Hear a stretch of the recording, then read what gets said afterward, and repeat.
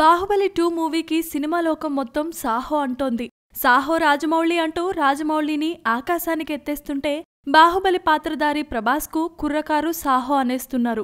ఈ విషయాన్ని ముందే ఊహించటంతోనే ప్రభాస్ తో చిత్రీకరించే సినిమాకి సాహో అనే టైటిల్ ని పెట్టాడు దర్శకుడు సుజీత్. ఇప్పటికే సాహో టీజర్ కూడా రిలీజ్ అయిపోగా మిలియన్స్ కొద్దీ రికార్డ్ వ్యూస్ వచ్చేశాయి. ప్రస్తుతం అమెరికాలోని హాలిడే టూర్ ఎంజాయ్ చేస్తున్న యంగ్ రెబల్ స్టార్ ఇండియాకి తిరిగి రాగానే సాహో షూటింగ్ మొదలు కానుంది. ఈ మూవీలో ప్రభాస్ సరసన హీరోయిన్ గా దీపికా పదుకొనే, పరిణితి చోప్రాల పేర్లు వినిపించాయి. కానీ ఇప్పుడి అవకాశం బాలీవుడ్ కత్తి కత్రినా కైఫ్ చేతికి అందినట్లుగా తెలుస్తోంది.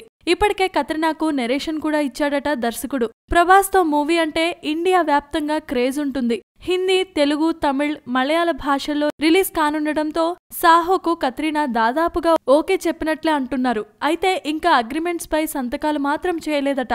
అదొక్కటి పూర్తి కాగానే సాహో హీరోయిన్ గా కత్రినా అంటూ అఫీషియల్ కన్ఫర్మేషన్ ఇస్తారని, ప్రభాస్ ఇండియా రాగానే ఇదే అనౌన్స్మెంట్ వస్తుందని టాక్ నడుస్తోంది. Please subscribe. Hi, it's me Purna. Please subscribe.